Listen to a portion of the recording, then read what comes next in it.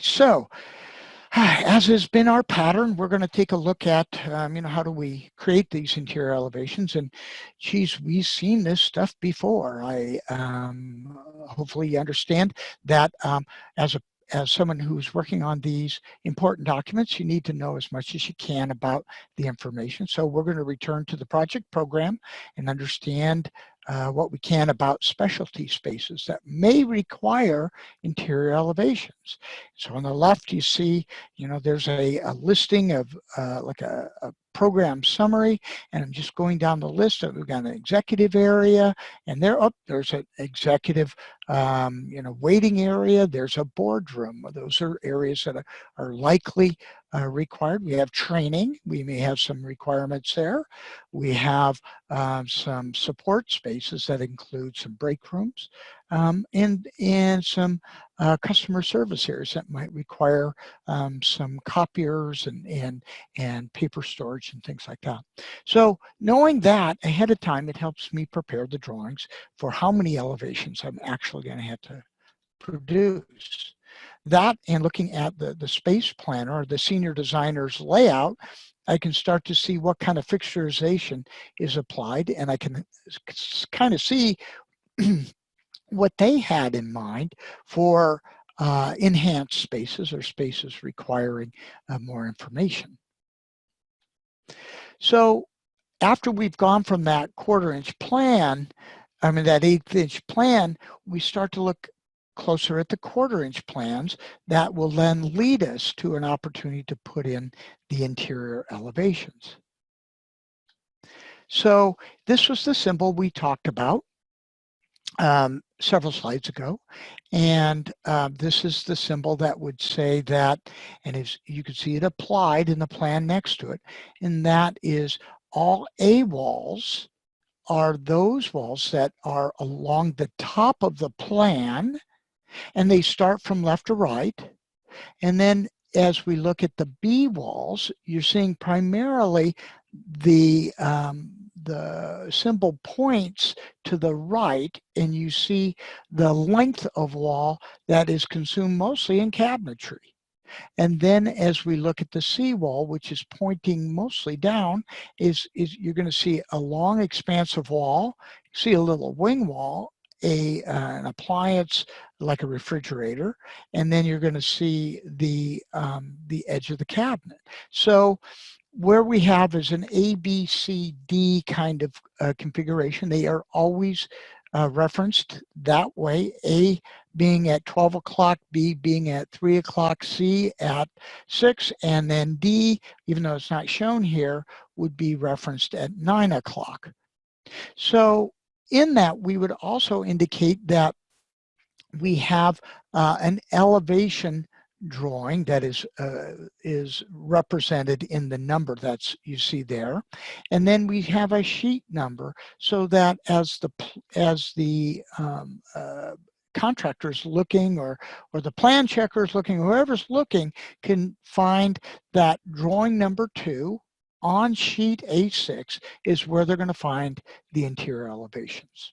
Okay, and so that helps you with the symbol there. If you have more questions on it, again, I think this was in the ARC 110 class, and it's also represented in other text information that's in the program here.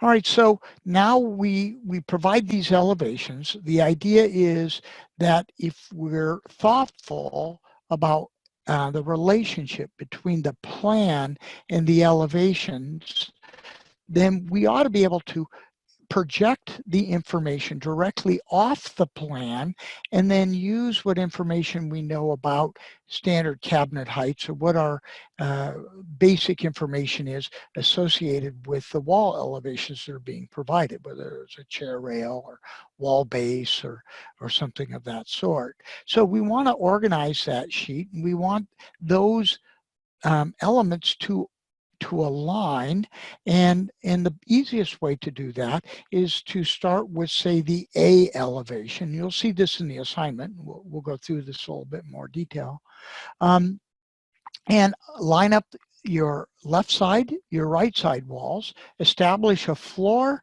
line and a ceiling line that are to scale, and then everything that will be drawn in elevation will be inside that rectangular box. And then as we move to the next elevation, we rotate the plan so that the indicator is pointing, I like to point it up, and then I place a new sheet, or I reorient the sheet in such a way that that new elevation is just developed the same way.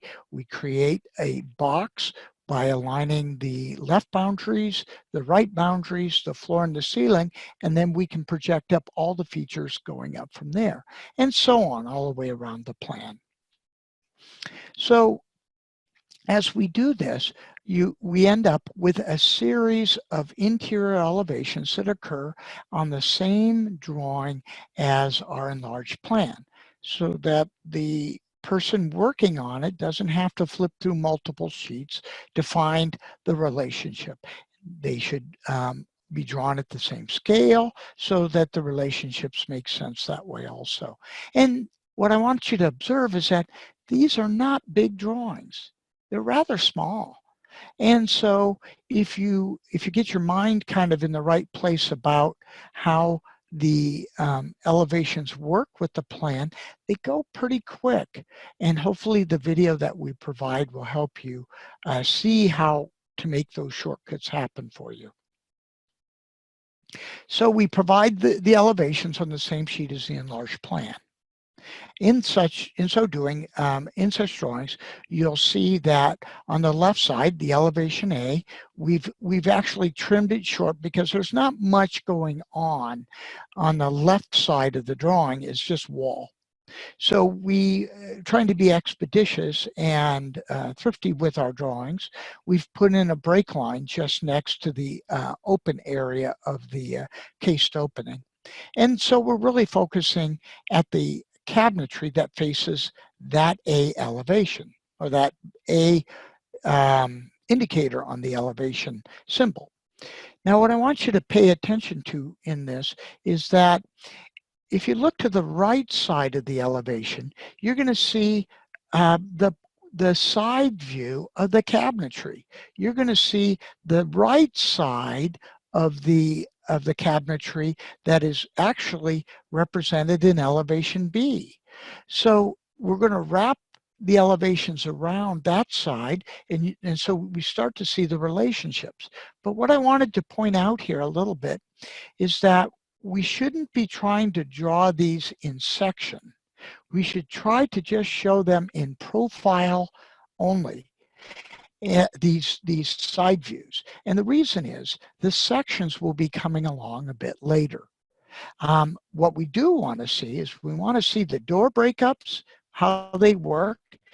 And for those of you who will recall that the symbol or the graphic representation on the doors is pointing in a kind of a I guess it's a diagonal diamond shape, but the left side will point to the hinges, where the hinges are. So you'll see the handles in the middle, and when you see the dashed dot line that goes to the left, say looking at the left bank of cabinets, those are pointing to the hinge side. And then same thing, but in an opposite way on its right side, and then repeated again on the next set of cabinets.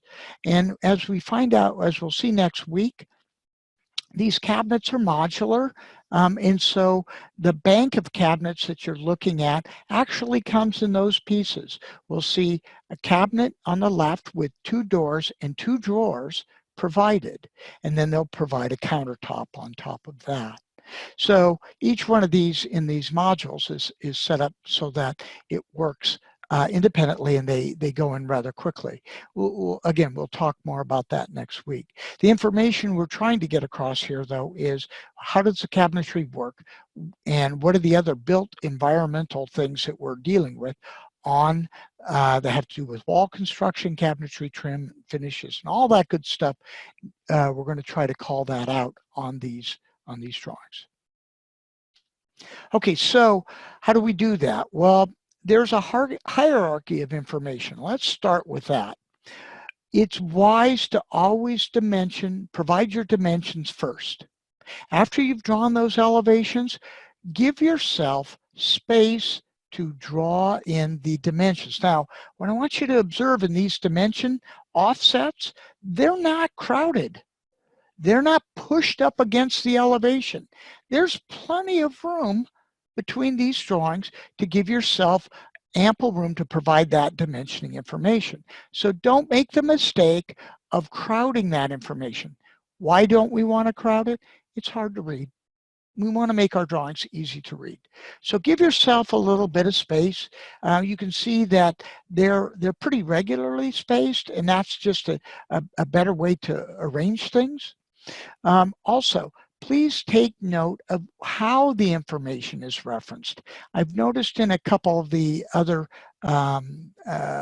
plan drawings we've done, some of you haven't quite grasped the idea that we indicate the number, foot sign, hyphen, inches, the inch number, and then followed by the inch sign. So please do try to follow this information closely, because this is how it's done in the industry. If you don't use this, you may be unhappy with how people view your information. Okay, so we talked about the dimensions. So put them in and give yourself that information that's there. The next thing that follows is the finish information. So you've recognized the little symbol. We've used this before. The goal here is to give yourself room to put those in such a way as not to cross over and obscure the dimension information. Now, will you cross a dimension line? You may, but don't go through the number. That's just as bad graphics. Remember, who's this for? Not for us, it's for the contractor. If he says he can't read the drawings, that's a problem for the designer. So give yourself the room, look at how things are spaced out, observe that there's alignment with the referencing, and try to provide adequate spacing. Be thoughtful of the font. Try to match fonts when you can, please. That will provide you with continuity. Okay, so you could see these are the examples. This is what you're drawing tonight, and hopefully this will give you kind of a preview of what this is. Not a lot of work, just 3 elevations. Okay, so after we've got the dimensions, after we've got the finished references, we're going to try to slide in a detail reference in a place where it is relevant and makes sense. So you can see the details listed at the top, and the line comes down through the object that we're cutting so that we can see what we're cutting through, and that's going to be the second part of our assignment tonight, kind of an intro to the cabinet stuff. So you can see it provided on all the drawings. Now, as we get over to the right side, you'll notice that instead of us, because we're seeing something in a side view, instead of showing it as a cross-sectional detail, we've bubbled it with a dash. Like a dashed circle. It's not a circle, it's a square with rounded corners. But the idea is that more correctly emulates the view that they're going to get in the detail. So that's how we show a side reference for a detail. Now, what you should notice also is that with that round dashed kind of area bubble, you'll also see the detail not with a straight element on the end. It actually has a leader head. So please watch the leader heads and match those as you've done in the past. Try to keep them architectural and consistent. And then the last thing is noting as necessary. You can see some noting provided down there in the center representation. And again, the note is provided near, but not crowding all the other information. So that's our goal: clear, concise, and organized information.